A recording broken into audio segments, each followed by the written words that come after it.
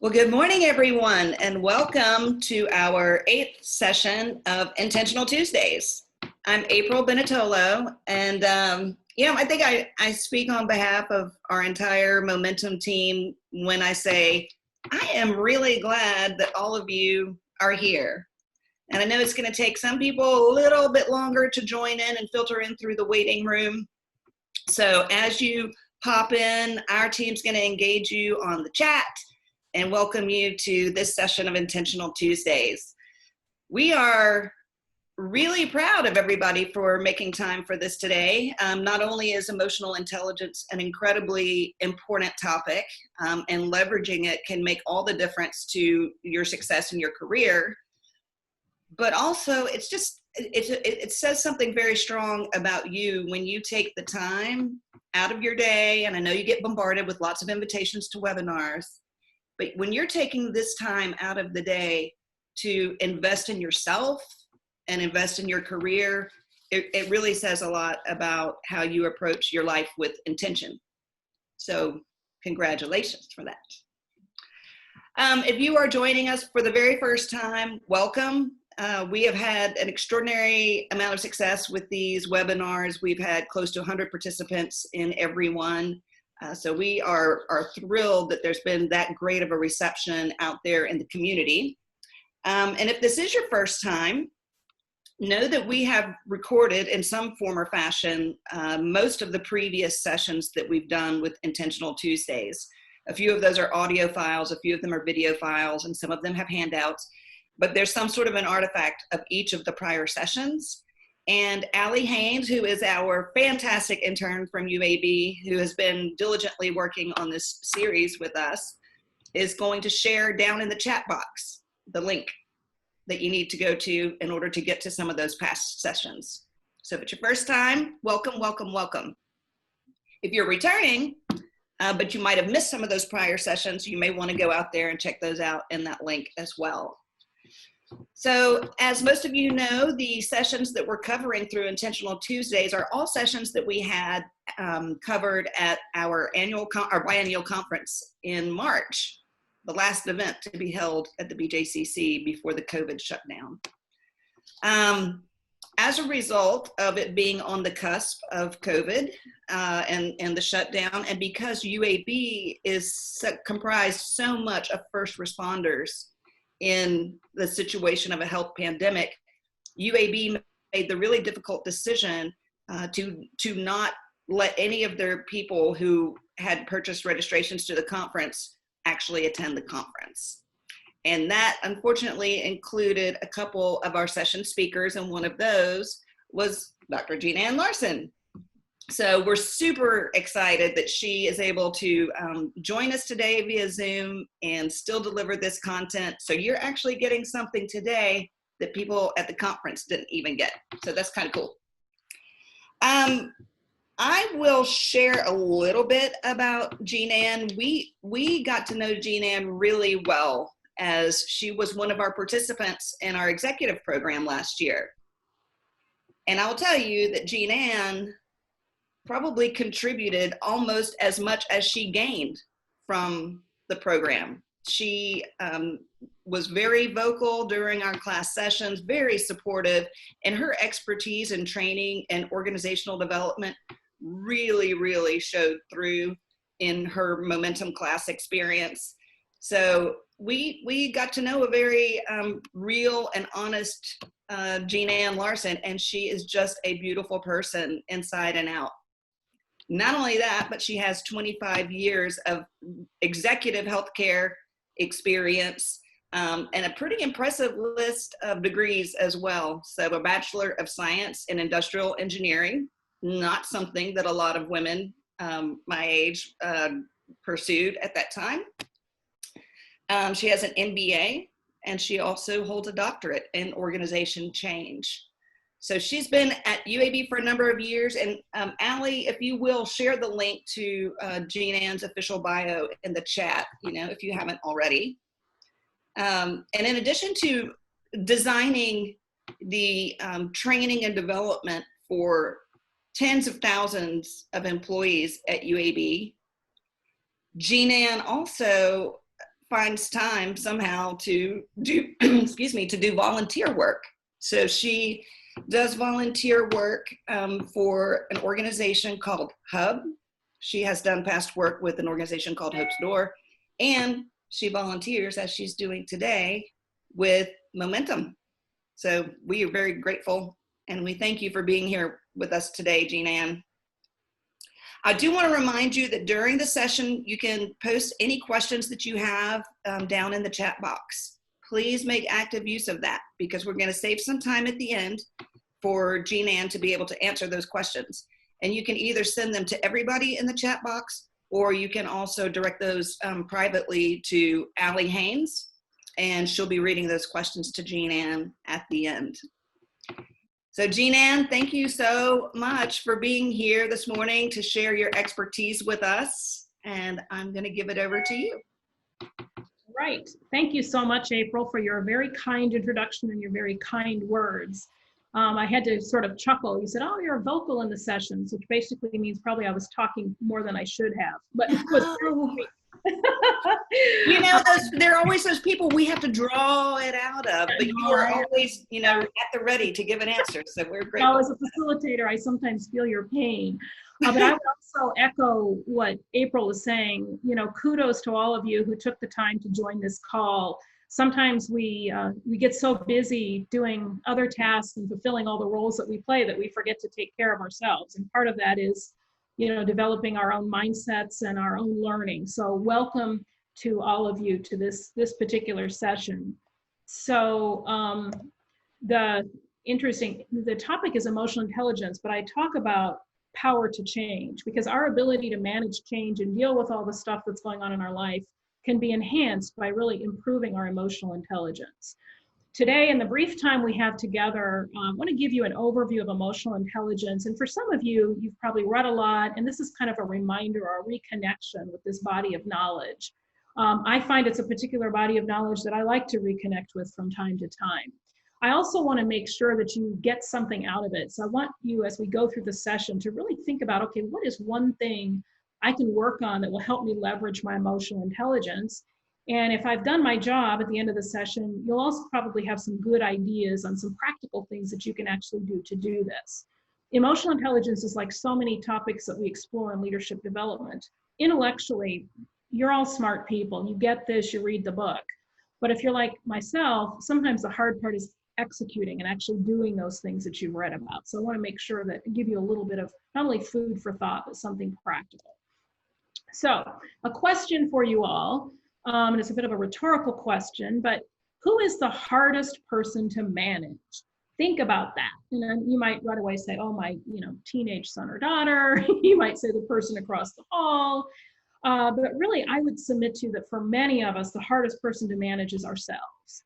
And that's why we get into topics such as emotional intelligence, because it gives us some tools, techniques, and mindset to really help us manage how we respond to people and situations. So what the heck is this concept of emotional intelligence? Up here, I have a classic definition, but it's really the ability to not only know your emotions and what's going on, but you want to answer the so what question. You want to use that knowledge to really help you facilitate your effectiveness and productivity by collaborating with colleagues at work, collaborating with family members. At the end of the day, you want to be more effective. So as opposed to being sort of in a constant sense of tension and conflict, how do you collaborate? So it's not just about having emotions, we have them, but how can I, as an individual, process those emotions and get back to, normal is probably not the right word, but get back to where I can continue to be productive as I deal with people and situations. In essence, it helps us manage our emotions to be productive. So I have up here sort of the classic, iceberg, if you will. And traditionally, if you think of yourself in your career, particularly maybe the earlier part of your career, the thing that gets you in the door and what you work very hard to develop are your credentials, your degrees, your experience, basically your resume or your CV. And that gets you in the door. This is top performance. And when you and I are hiring people, the first thing that we look at, does the person seem to have the experience, the stuff that we need for them to be effective? And it's necessary, but it's not necessarily sufficient. what you want to start thinking about are sort of the aspects of emotional intelligence. Is that person self-aware, particularly for leadership roles? Can they self-regulate? It's not, you can't just say, oh yeah, I'm feeling really angry, and then blow your top and be mean to people. But can you self-regulate? Are you intrinsically motivated? Are you socially aware and socially able to regulate? We'll touch on each of these a little bit. These are the items that are required for longer term success. And I'll come back to this in just a minute. So for many of you that might be closer in age to me, you may recall this book when it came out, Daniel Goleman. And he's the author that really sort of popularized the concept of emotional intelligence in the lay press. He wrote this particular book. And what was interesting is there were academicians that were studying this concept before he wrote the book, but I think he made it accessible to all of us. And he makes some very startling comments that research is proving to be true. His observation and the observation of other researchers was 90% of the difference between a star performer and the average person, literally, he felt was being explained by emotional intelligence. And at the same time this was coming out, there was a Time cover, if you can imagine, Time magazine cover. And what was interesting about it is you'll notice the little byline at the bottom. It's not just about your EQ. And again, a pretty provocative statement that, you know, this emotional intelligence stuff is what's going to help you be successful in your life. And it's not just your IQ that's going to get you there. It's not just your, you know, classic smarts, if you will. And again, as I've done the research, as I've engaged in this body of knowledge of myself, it's true, because it's not just your professional life, but also how you interact with your loved ones, your community, the people around you. So why in the heck do we need a higher EQ? What's the big deal? It's interesting. I have a list of some items, and my goodness, are they more true today than when I put this presentation together pre-COVID? Yeah, rapidly changing environments. We thought we had we were on Mr. Toad's wild ride back then. Certainly, I would say not only advances in technology, but it advances in the fact that, oh my goodness, now we're broadly using them. Just the fact that all of us are on a Zoom call right now. Yeah, Zoom may not be brand new, but we're all using it. Also in the healthcare space in my world, just the rapid adoption of telehealth. Again, not new, but bam, we're using it. And then as always, then and now, just the competing priorities and certainly the hundreds of distractions. And I appreciate all of you that are on this call. I'm trying to tune out distractions. I'm doing the same, but I apologize ahead of time if Miss Violet the cat decides to join us. So that's going on. And then at the same time, we've always diverse behaviors, diverse backgrounds, diverse experiences, and how do we stay open and accepting, even to a speaker, even to somebody that we're listening to, as well as the uncertainty and the instability that we're even experiencing more today than again. And I look at these bullets and I think, what a hoot. And we thought we had all this stuff going on. And then I think certainly even we're being asked to do more with less and less time, whatever. So again, a little bit of an argument there. And basically what emotional intelligence will do for you is it helps predict for you and for others, what is going to be my capacity to deal with all these different stuff that's all happening at once. Certainly, you know, we can look at my list and probably everybody can check the box and yep, I have an example of that. Yep, I have an example of where I'm dealing with it. So how can we leverage it? Okay, so that's kind of out there. Now I want to make this real.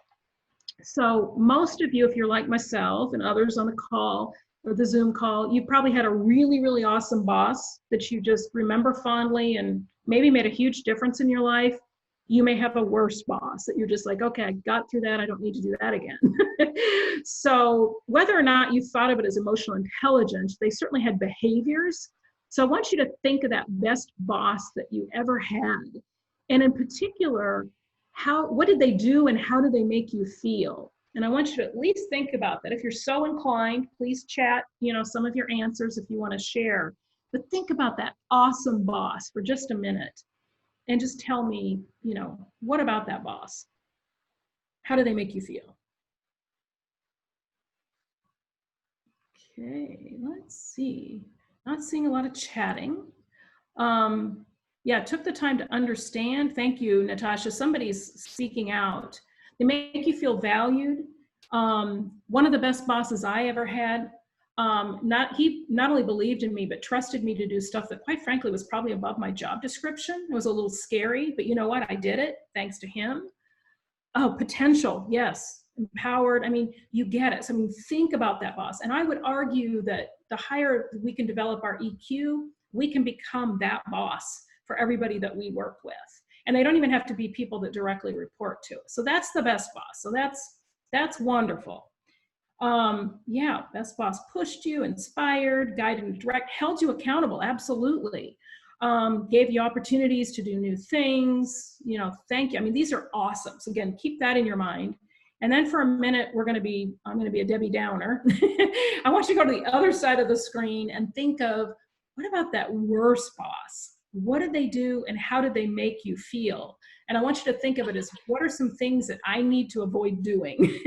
How did they make you feel? And I'm guessing for some of you, it's some of the opposite stuff. You know, didn't trust you, you know, second guessing everything you were doing, superly stressed you out. Hold that thought for a second. It was frustrating. Probably, yeah, self-focused, sometimes narcissistic, and no matter how hard you tried, it was just never good enough. So all these things, and for the rest of you, if you're looking at the Zoom, I can't always see all your faces, but you're probably going, oh yeah, I remember that one. So that's kind of the worst boss. And this is important to remember. So let's talk about that worst boss for a minute. I promise we'll move on. So it really matters to not be that worst boss. So there's been some research done that after being victims of on-the-job rudeness and hostility, so if you had that bad boss, sounds like sometimes they publicly, you know, did some of this stuff to you. So definitely they were rude, they were hostile. Some really interesting thing happens. 2/3 of employees said their performance declined. We like to think of emotional intelligence as a soft skill, but this is not soft. It goes right to the bottom line. 4 out of 5 people lost time worrying. You know, people avoided them, you know, 10-foot pole, don't get near me, way before social distancing. And certainly it impacted the commitment they had. And there were even a good number that just basically resigned.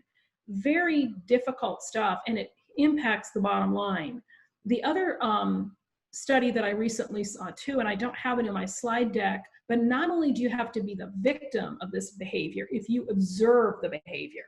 So if you're in a situation where you feel that bad boss who maybe was picking his favorites and being harsh, it actually impacts the whole team because they're seeing it. And an interesting story, when my oldest daughter got out of college, she went to work, she was an engineer for a manufacturing organization in Michigan. And she lasted there about 11 months before she found a new job and got out. So I'm like, what happened? You know, the work was good. I mean, she had great opportunities. It was great. And she goes, Mom, it was a hostile workplace. And that was her mom. I'm thinking, whoa, let's unpack that. What was going on here? And she goes, it wasn't me. She said it was my boss and the plant manager were constantly shouting at each other, yelling at each other, constant fights. She goes, I just got tired of it. It was exhausting. So she left. So again, she, you know, really proves the point. Those negative emotions have impact, not only as us as individuals, but our teams and our organizations. So that's the bad boss.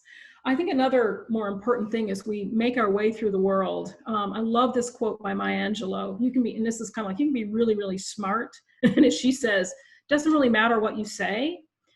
People will forget what you said, what you did, but they won't forget how they made you feel. And I was sensing that even when I was asking about your good bosses. You never forget the way that good boss made you feel. And hopefully you're carrying that forward into whatever you're doing today.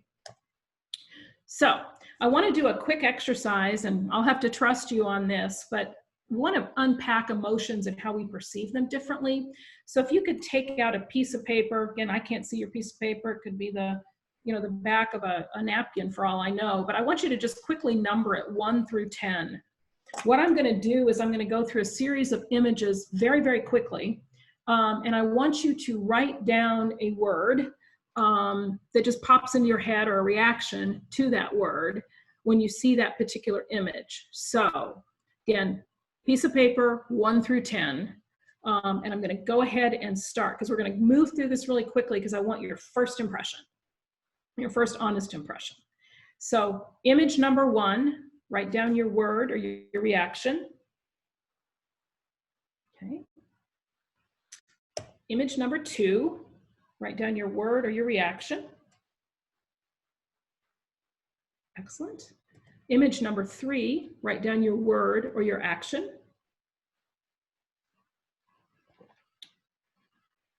Image number 4, your word or your reaction.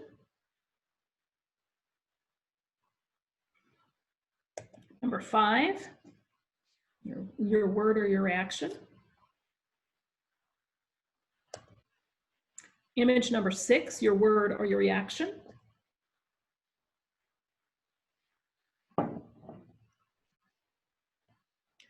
Image number 7, your word or your reaction.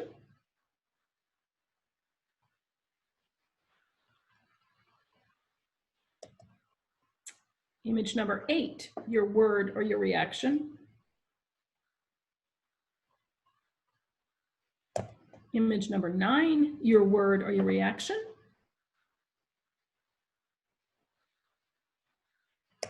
Image number 10, your word or your reaction. So hopefully you had a chance to jot all of these down. What I'm going to do is run us back through those very, very quickly. And you can either chat, but what were some of the words that you wrote down? I'm going to pull up chat when you saw the picture of the dog.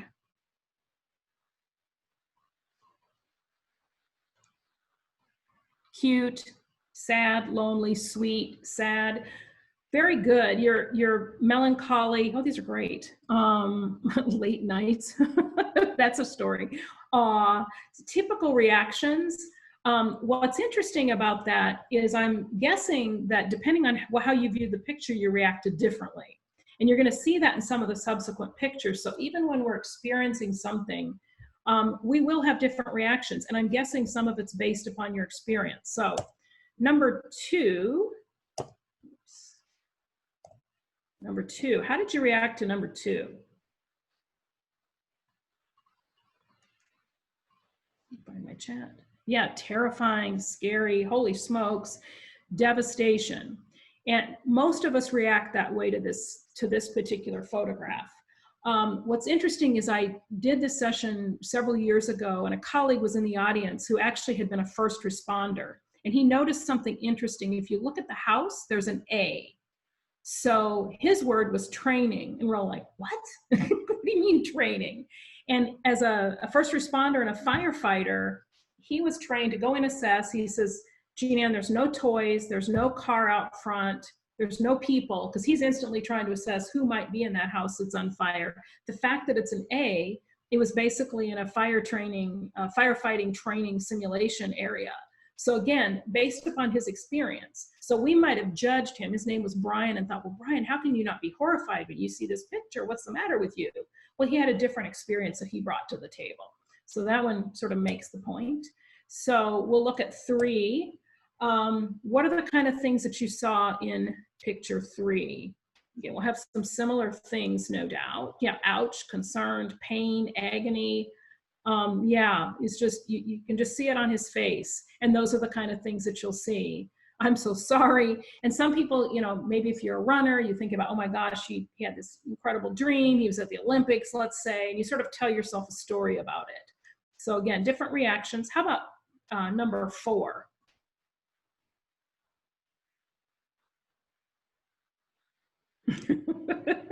Some of these are great. I agree.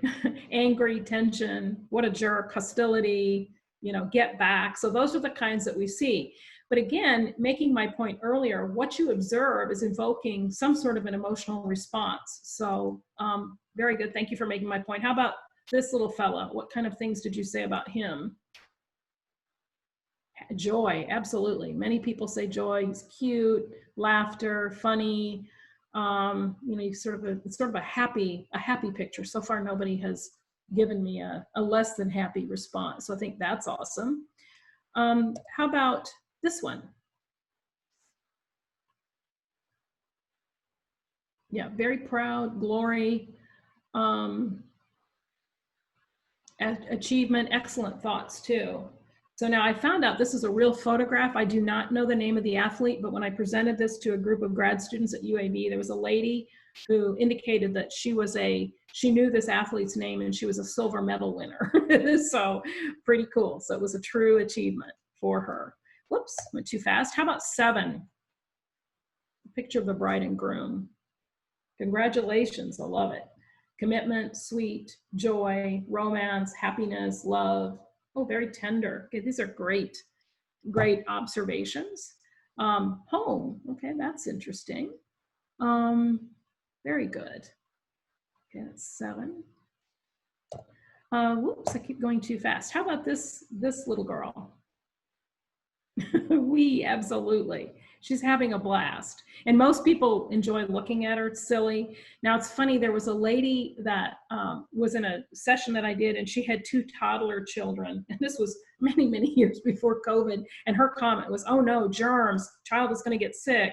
Because she was seeing it as a play place at McDonald's. So she figures in another picture too. So I think she's a little worried. Let's just put it that, very worried mom. Let's put it that way.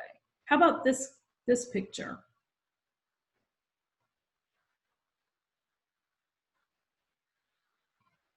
Mutual respect, very good, sweet, cute, precious.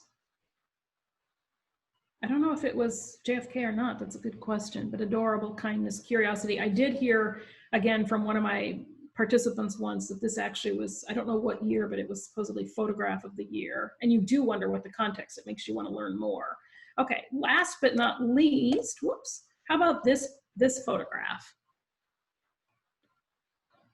Yes, please. Happy place. Wonderful, peaceful.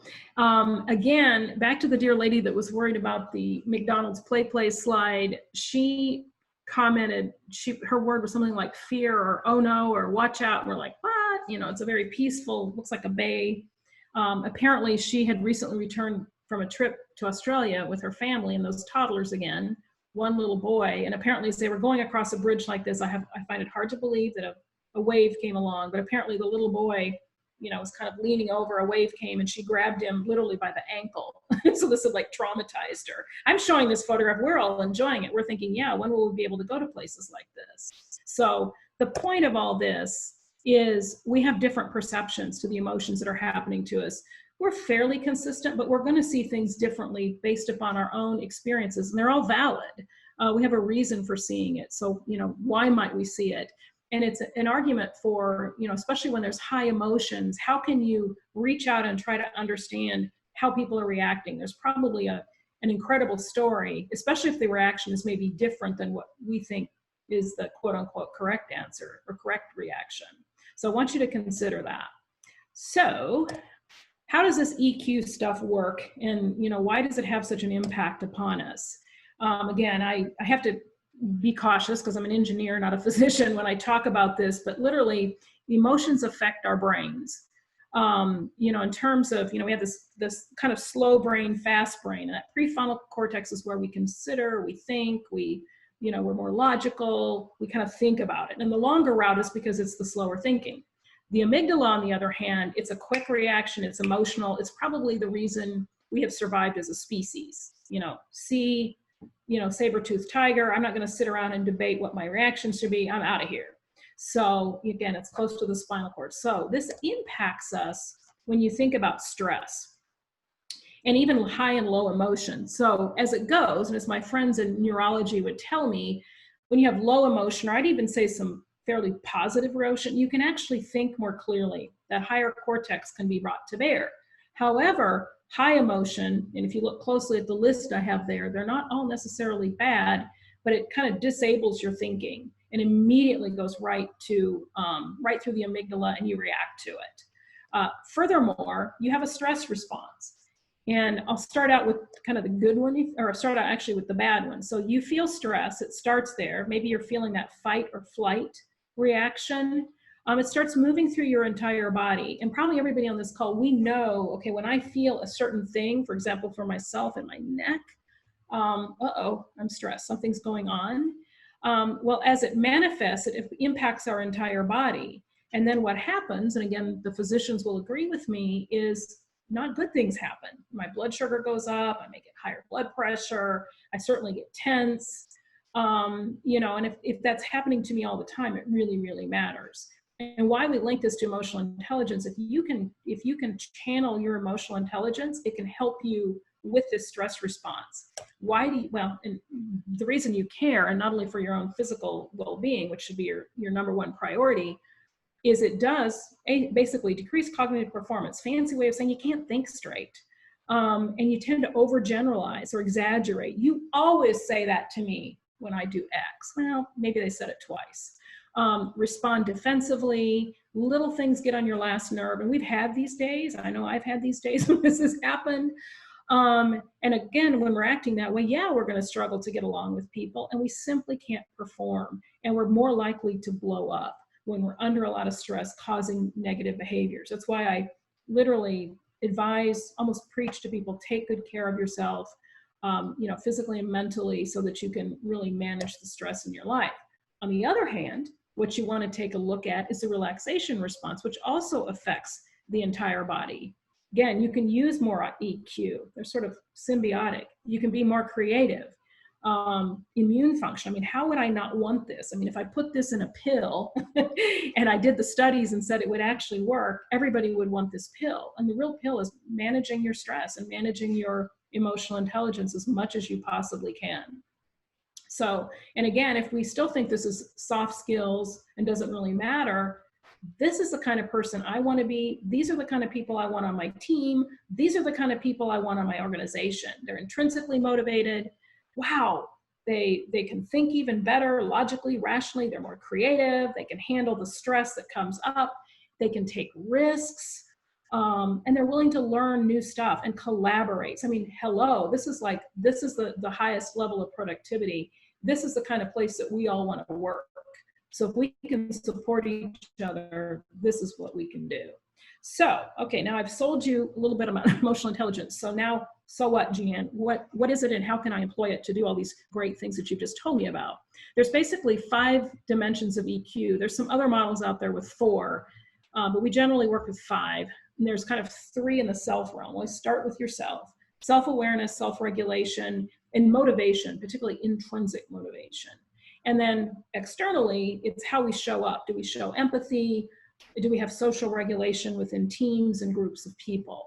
And I'll touch on each of those. I'm going to spend probably as much or more time on self-awareness and self-regulation. I tell people we do a lot of assessments in this arena.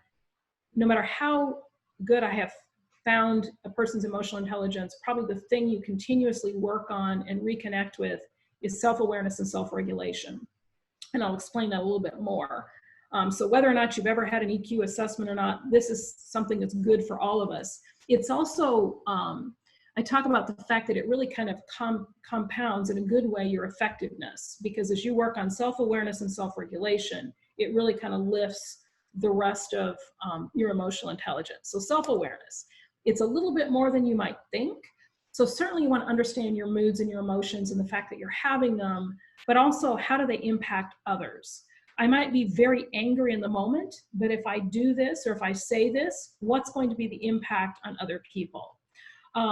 Also, in addition to this, something people don't think about is literally knowing yourself, your personal strengths, as well as your limits. So, and those personal strengths are everything from, I took the Gallup Strengths Finder, these are my strengths, but really knowing what you're good at. What I find in working with even some of the topmost leaders, regardless of age group, they often know, yeah, this is what I need to work on. I've been told this forever, but they sometimes don't appreciate fully the strengths they bring to the table. And I say, you want to know your strengths. You want to be aware of them so that you can leverage them, but you also want to be, patient with the rest of us who don't necessarily have that strength. And a classic reaction I'll get, well, doesn't everybody do this? Isn't everybody like this? It's like, no, they're not. So knowing those strengths, knowing your limitations, one of my limits, if I'm on 4 hours of sleep, if I'm not feeling well, I sometimes get hangry, angry and hungry at the same time. Not a good place for me to be. It's a limitation. I need to disengage. And also having a sense of yourself and your own capabilities. Very, very important part of self-awareness. And what's cool for those of you that are alum of Momentum, we spend a not insignificant amount of time really exploring some of these topics. And when I work with even some of the most executive, highest level leaders at UAB, we always start with the self. How can we, help that person be the best person that they can be and understand what they bring, as well as that self-confidence and ability to believe in ourselves. All of this is self-awareness, way more than you thought, but very important. So what I also ask people to think about is think about triggers. What are those things that just set you off? And all of us have 2 or 3 that, probably pop to mind. It might be a person. It might be a comment. You can think of them, but really kind of understanding what they are. And part of the reason for understanding them is so that you can be proactive. Is there a different response? My funny example, growing up as an engineering student, I'd go home for Thanksgiving and my Uncle Lloyd would always say something like, what's a pretty little girl like you wanting to do driving trains? And he would say that to me.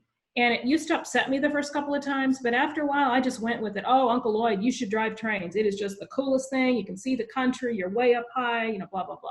So I had a different way to react. But on a more serious level, someone's actions will trigger one of our belief systems, and we all have a favorite. You make that comment, I don't feel smart enough. You feel like you have to do this for me or jump in or interrupt me. You don't think I'm good enough. You're out to get me. And some of you shared some bad boss examples where maybe they were out to get you, but many times they're not. You don't appreciate me. You don't see my value. This stuff will trigger us. And sometimes we trigger these reactions in other people. So sometimes if somebody reacts to you in a certain way, really try to, instead of jumping into the fray, step back and say, something's going on. I've just stepped in something or said something that they're probably very logically sensitive about. Or you're trying to exclude me. Why did you not invite me to the meeting? Why did you, go off and do this on your own? These are belief triggers. And then if that's not enough, you have beliefs about other people that can trigger things in you. I see that person as controlling, and I'm frankly always going to have an attitude, and I'm always going to kind of push against that control. These are the kind of things, and you can probably pick your kind of favorite one. What you might want to do is pick 1 or 2 of these and really think about, is there a different way to react, or how can I challenge my thinking? It may be true. There are people who are rude, absolutely. But there are also many people who don't mean to be rude, and it's just us reacting to them. So there's that one. So again, self-awareness and empathy, why do you need it? These numbers really speak to themselves, but it's kind of like 40% of people would work longer hours for an empathetic employer. So if you as a team leader, a boss, a leader, if you can really tap into your own self-awareness and ability to be, empathetic, people are going to be much more loyal to you. So some ideas on improving some of the self-awareness. I've given you a list here. We're recording it. You can certainly have copies of the slides. I've put the ones in bold. If you're wondering, why are a couple of them bold? This is things that specifically help me. I literally sometimes feel your emotions physically. Sometimes I don't realize something is even happening to me. I'm getting angry or fearful until I feel it in my neck. That sounds crazy, but that's like, whoops, let's stop. What's going on here? Also I do a little bit of self-reflection and journaling as well, but whatever works for you, this, one size doesn't fit all, but literally how do you improve it? Other ideas, and I've got a couple of them that are highlighted in bolds. They're all good. Know your triggers. We just talked about that. And then also write in your journal. Wow, what just happened? That meeting got tense. Seek out, 360 multi-rate or other types of feedback. And sometimes it can be on the fly. I had a lady in Dallas, very smart lady, who worked for me. I was her administrator, and she ran a very large, complex department. So we would often attend some meetings that at times would get contentious. What she used to do that I just thought was amazing, and I try to do, was we'd walk out of the meeting and she'd say, Jean Ann, in the midst of that conversation, is there anything that I could have done differently or better? And the first time, wow, we were still kind of in the heat of the situation, but I thought that was very, very brave of her to seek out that, she meant it. She really wanted to know. So actually we made it a practice to really kind of debrief and give each other feedback on what we thought happened and how we might manage better in the future. That's self-awareness. Self-awareness is great. You're angry, you're upset, you feel offended, but then how do you self-regulate? How do you control that reaction? So it's basically, how do I redirect my disruptive impulse? I want to fly off the handle, and I know I'm feeling angry, so what? But how can I just stop for a minute, slow down my thinking, suspend judgment, and think before I act? You want to keep those emotions in check and trying to be non-judgmental and really appreciate the fact that there are differing perspectives. And then just not letting that emotion run away with us, if you will. Not easy to do, but also being flexible and being open. You don't want to be that person that every time somebody has a good idea, they have to figure out a strategy on how they're going to tiptoe around you and suggest the idea to you so you don't blow up. This will help you deal with change. This is kind of a to-do, always figure out a way to take a deep breath before responding, count to 10. Sometimes I have to count to 100, but whatever it takes, how can I just slow down, letting my emotions run away with my response? Some other ideas, increase your breathing, and then be really careful that you're not being hijacked by stress. I just shared that. And again, be aware of your triggers. They apply here as well. And a very quick model I'll share is, which helps us understand what happens. You see or hear something, you overhear a comment that's made, you come to a conclusion, either good or bad, you react to it, or you feel an emotion and then you react. Unfortunately, this happens quicker than I can snap my finger, but we want to create that space to respond. And I think the best way it was put was by Viktor Frankl, between stimulus and response, there is a space, and in that space is our power to choose our response. And that's how we grow. And that's how we kind of free ourselves to really manage ourselves and be our own best self. And many of you, especially if you've been through one of the Momentum programs, you've probably heard us talk about Viktor Frankl. If you haven't, Google him, look him up. Very interesting biography. I'm going to lead you with a couple of things, and then I'm watching my watch because I want to allow some time for you to ask questions, and I want to hear from you. If you can think of one thing, I always have 3 C's. I have 3 C's for several different reasons, but this is the 3 C's I try to recall to help myself increase my own self-awareness and self-regulation. So the first C is curiosity, because I ask a question, whoa, what's going on here? I'm becoming aware of a situation. I'm becoming aware of the fact that I'm feeling that feeling in the back of my neck. What's going on here? Also put myself in their shoes. They're reacting differently than I am, or in a way I wouldn't react, or maybe I think they're overreacting. Something is going on. There's a story here. What might I not understand? So why might they be behaving this way? So really remember curiosity. It actually helps me a lot, because it makes me ask questions and it slows down sort of that emotional overflow. The other thing, courage, okay? Is there something I did or said? Did I come across maybe not on purpose and maybe they feel disrespected? What happened here? What part of this potential situation do I have to play? I'm not innocent here. And the other one that's important to review and self-regulate is, are people looking forward to their next interaction with me? Some of you may have had bad boss experiences, or even sometimes not even the worst boss, but just, okay, do we have a happy boss today? Do we have an unhappy boss today? And everybody kind of tiptoes around until you can answer that question.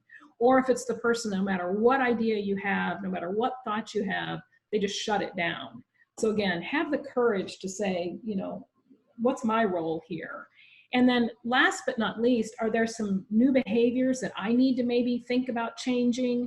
How can I make sure that as we go forward, that we get some better outcomes? So, these kind of things. And, what can I do differently so they know I care, so they know I understand, so they know that I'm not meaning to be offensive. So these kind of things, the 3 C's. Some other ideas, always practice listen first, pause, respond. Discuss ways of dealing with change and stress. If you're as fortunate as I am, you have, a couple of trusted colleagues, whether they're family members, maybe people you've known for years, that you can share a situation and they can maybe challenge your way of seeing it. For me, it's very helpful because I'll get into a situation and I see it a certain way. And if I can go to a colleague and say, well, here's what's happening, what's liberating to me is they'll come up with, well, Jeanne, it might be this, or it might be, oh my goodness, there's an infinite number of things that could be going on that I hadn't even considered. Also, focus on those events that provide a sense of calm and positive emotions. And that sounds, just kind of superficial. But if you go back to those 10 questions or those 10 pictures I shared with you, or photos, they were evoking responses, positive or negative. So up the positive, less the negative, in terms of what you need to do. So again, begin regular exercise. This is probably the takeaway here, whether it's yoga, meditation, running, whatever it is that you do, walking in the forest, exercise really does help. It's trite, everybody says it, but it's really something you can do, and really, think about that too.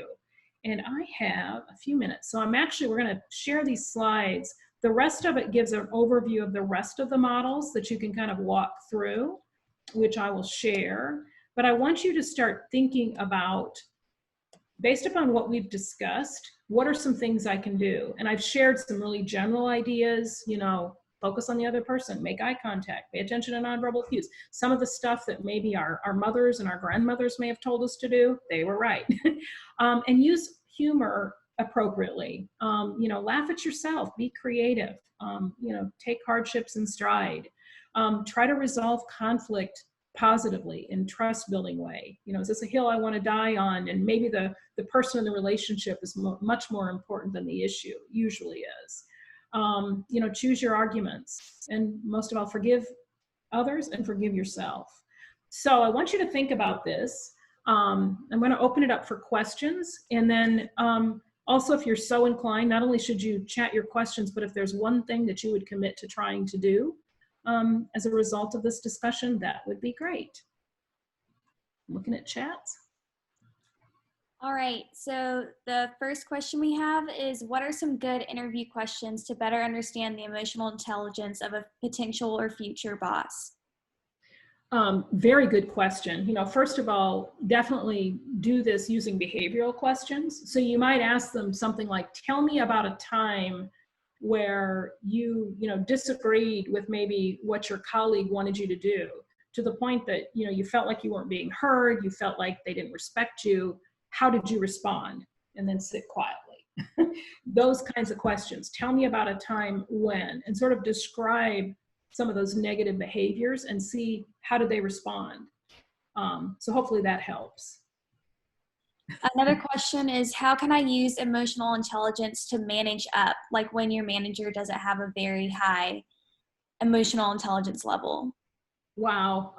I would truly practice the 3 C's. Try to be curious, in terms of what they're doing. In some cases, you may have to help them understand their impact. It's a tricky one, but I had once I had a boss many years ago that I was truly trying to help. I'm old school. I'm here. We're here to make the organization look good, make the boss look good. And for whatever reason, I was getting in trouble because I was delivering a message he didn't want. Have you ever been in that situation? And it was like, don't shoot the messenger. So he was in the process of attacking me for the message. And I finally said, I'm on your side. This is heartbreaking. Or this is, I didn't say heartbreaking. I used a different word. This is really disheartening because, we're on the same side. So I kind of, in a non-threatening way, just sort of said, hey, when you're doing this, this is how I feel because I'm on your side. So I had to kind of make myself vulnerable and be very honest with him about that. And it's hard work because oftentimes you never know when you're going to get a zinger from them, but just literally, reflect, wow, when you say that, here's what I'm hearing, and it's not helpful. So that's one suggestion I would have. How has your experience working with UAB affected your understanding of emotional intelligence?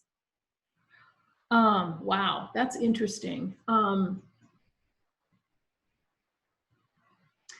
It's very interesting. What I see, it's a very good question. I hadn't thought of it because everywhere I go, it brings out additional understandings. But what is amazing to me is, especially on the clinical side and certain specialties, and I'm not going to say those, some people just have this innate emotional intelligence, and it's like a gift. Although I find out when I have a chance to take them aside and talk to them, they may not call it emotional intelligence. They may not have thought they were developing it. They've had experiences that have helped them do that. So what is just amazing to me is, again, people are developing emotional intelligence, whether or not they call it that or not. it's just amazing to me. There's certain specialties, which I'll, some of you that know me, you'll hear me say, oh my gosh, special people go into this specialty. And it's probably because they have that ability to connect in some very challenging situations with very challenging patients, help them without sort of going down with the ship, if you will, or being dragged into it. So it's very amazing. The other thing, and it's not new to UAB, but no matter how many degrees you have or how smart you think you are, doesn't guarantee you have emotional intelligence, which I think you all know that. So, okay, looking at others. COVID has really brought out the worst in many of us, including me. How can we gently remind each other that this is our first time in a pandemic? And hopefully our only time. It's like hopefully a once in a lifetime. And it's, literally having to role model it. Because if you take, for example, a lot of people are freaking out. And when people freak out and they're fearful, sometimes it manifests as fear, sometimes it manifests as anger. But it's literally, some of the active listening that they used to teach us back in the day, assuming that we're not shouting each other across the street, but literally, wow, you seem to be really upset about this, or you're really fearful, and just giving them a venue where they can talk and share. So it's just literally giving people space to talk. And it takes a lot of guts on your part, because then you also have to be careful of, wait a minute, if I'm going to go in there and I'm going to end up at the bad end of the stick, it's not helpful. But it's just dealing with that adaptive change. And what I have found in my life, you'll have to trust me on this, but when you develop self-awareness, self-regulation, when you develop your emotional intelligence, it does help you deal with adaptive change. And what I mean by that, we're in adaptive change, meaning we have no roadmap. This is hopefully the first and only pandemic I have to live through. I don't know how it's going to end. It was for a long time, I'm sure for all of you, it was a day at a time. Some weeks it's still a day at a time. So just that ability to just sit back, relax, and not let stress take over my brain and my body. Is UAB teaching EQ to physicians and medical staff? Every chance I get. So my main audience, if you will, and what I was brought to UAB for about a little over 4 years ago, was to really focus on key high-level leaders, particularly chairs, senior executives, whatnot. And one of the, I guess, signature pieces that we offer, we actually do a workshop on emotional intelligence. We do sessions, we do assessments. So absolutely. The challenge I have is I'm one person. I've got a colleague that helps me, and there's so many. But I do find that if I get a chance and I get in front of them, people are very, very open to it. I think there's more research behind EQ now. It's not just seen as, woo-woo or something foo-foo, and I've got some more research to back it up. But every chance I get, I like to help people with this. And even as part of some of our change management workshops, EQ is a part of that. Do you have any resources that you can share with us, like books, workbooks, assessments? Well, that's a good question. I found recently we were looking at some free assessments, and I only found one that I thought was okay, but it was a little bit superficial. And I think that's one of the reasons that people look at EQ and think, oh, it's really superficial, because what you get free is. I would suggest, as a blanket statement, anything you can read by Daniel Goleman, even some of his more recent books like Primal Leadership, any of that I think is just excellent. Because he continues to kind of build on that. I would recommend that. And I may have, we offer some articles that we include with our workshop. So what I can do is send Allie a couple of them. They're short little kind of HBR, Harvard Business Review, not even a whole article, but kind of blog posts. Because I'm learning people are busy and don't always like to read. So I can get you some of those articles, but they're very helpful. And they're 2 or 3 pages long, which I often get thank you, Jean Ann, for not giving us a textbook. People are busy. Yeah, so. All right. Yeah, I'll send that out in an email. Great. Someone said many employers are delivering EQ training to create a positive and supportive environment. What are your suggestions for team training curriculum and/or programs? Wow, in terms of building the team, and there's a lot of questions built into that, but a couple of different approaches that we do. So when I work with, for example, a senior executive, I want to work with his or her team. I find, and I think the literature supports me, that if we can learn as a leadership team, the learning is more sticky. It stays with us. It's also more relevant. Because if I'm with my colleagues and we're discussing conflict, and oh gee, there is one we're dealing with, we learn it, we apply it. Oh, and by the way, as we learn together, it builds that executive team.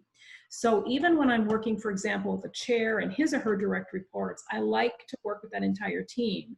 And part of the process is really helping them grow as a team. And we use, UAB uses one of the DISC assessments a lot, just to understand, how we're perceived, how we perceive others. The report has a page I call the ugly page. It's like how others perceive us when we're under stress. So we use that to build the team. And we also do emotional intelligence as a team as we talk through it. And I advise them, again, within that team to even pick an accountability partner. If there's somebody here in the group that you go to a lot of the same meetings together, share that development plan that you put together to develop your leadership and hold each other accountable. Kind of the, how did I do? Hey, I'm trying to do this, or I'm trying not to roll my eyes in the meeting, or I'm trying not to get angry in the meeting. How did I do? So we tend to do better when we know somebody's watching. So those are kinds of things. In terms of straight up curriculum, I really like, especially for senior teams, the Patrick Lencioni 5 behaviors of what you based upon the 5 functions of a team. So we really like that. That's good. Also his recent stuff, the ideal team player. So we use a little bit of everything, and it really kind of depends on what's going on with the team. What is the issue? What about, what is it about the team that's creating the challenge, or what is it that they're hoping to accomplish? Yes, thank you, Sharon. 5 dysfunction of the team. All of Lencioni, I would agree. Any of Lencioni's work, very, very good. And his field guide, because you can actually use the field guide, and I've done it before he came out with some of his more recent resources. And if you're a fairly confident facilitator, you can use that field guide to literally, do the work that you need to do with that team. So good suggestion. Thank you. I think that's all the questions we have, but thank you so much for speaking and discussing all this really important work that you're doing right now. And I'll turn things over to April. Great. Thank you, Allie. Thank you, Jean Ann. This was so great. I got so many comments to me directly from our participants on the webinar today about how much they were enjoying this. Many of them were sharing the link to the webinar with their team. Right. A couple of people said, oh, I'm going to use this on some team training. So, what you're doing, impact goes big. So thank you, thank you, thank you. I do encourage you to keep in touch with Jean Ann. You can follow her and connect with her on LinkedIn. She is just a wonderful wealth of information. And Jean Ann, I'm going to go out on a limb here and just go on and put it out there that I think she would welcome any contact if you have future questions or are looking for resources. She's just great in that way. So definitely stay in touch with her. Be happy to help. Absolutely. Super. While I'm in the thanking business, I want to thank all of our sponsors. We definitely would not be able to do all of the programming that we do all year long without these companies. They are just fantastic supporters of Momentum. And I want to remind you, while we have you here, about all of the different ways that you can get involved with Momentum if you're not familiar with these. So we certainly want you to continue to participate in the free webinar series that we're doing. So next week we have Deborah Boswell, who is one of the best presenters on presentation skills that I think I have ever seen. We have used her several times at Momentum. She has delivered several sessions at prior Momentum conferences. She did not disappoint at this past conference. She has taught our upper class. And so she is just a fantastic speaker. And it's going to be interesting to see how she does this presentation when it is on a Zoom call. So it's definitely kind of a skill that even, whether you are comfortable with public speaking or you're very uncomfortable with public speaking, or you might even be saying to yourself, I don't have to do public speaking, so why would I need to attend this webinar? But in fact, what she is talking about is the way you present every time you show up. So we are all having conversations. We are all doing Zoom meetings, and we are all called upon to speak up at some point. So this skill is almost like emotional intelligence. It is one of those base level skills that we can never stop getting better at. We can always hone it further. So I'm super excited about the virtual event that we're having next week. So please do not miss it, July 7th. A few other ways that you can get involved with Momentum. We are currently taking up applications for our Upward Early Career Program, which we are delivering COVID or non-COVID. We are currently delivering that program via Zoom sessions and finding lots of great creative ways to get our participants involved in networking and knowing each other. So we will be taking applications for that program all the way through August 31st. And we are typically looking for emerging leaders who have about 3 to 10 years of experience, professional experience, and encourage you, if you fit that description, or anyone you know, to apply to the Upward program. We also have had, since Momentum started, a mentor matching program, but just recently we hired a coordinator for that program so that we could really start broadening it and opening that up to the entire community. So whether you are in this category of you would like to be a mentor and you would like to approach us about matching you with someone who is looking for your skills and expertise, or whether you are someone who is working on a specific thing and you would like to reach out to us to match you with a mentor who can help you out in that area. We are really, really good at sussing out the skills of women and making those matches.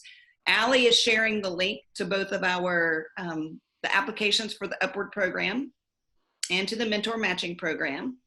And then she's going to share a third one too, and that is, if you feel so inclined and would like to support Momentum, we are a nonprofit and every little bit helps, especially right now.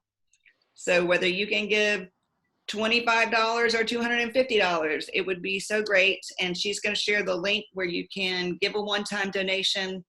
Our team, our community, and everybody here on this call will greatly appreciate your support. So until next week, when we're going to unlock those secret keys to fantastic public speaking, it's been great seeing you all here, chatting with you on the chat box. If I didn't get a chance to greet you individually, we'll do that again next time. It's great to see you, and until July 7th. Oh, and we're going to keep the chat box open for a little while longer. So if you have any additional comments or you want to give us some ideas, you know, we were talking about doing our next series on Wellness Wednesdays. And that series would focus on the physical health, emotional health, mental health, and spiritual health. So maybe a 10-part series on Wellness Wednesdays. So if you think that's a good idea, let us hear from you. And if you have any further questions for me or for Jean Ann, or just want to say hi to somebody else on the meeting today, please continue to do so in the chat. I'm going to drop my video off, and hopefully we'll see you next week. Bye-bye.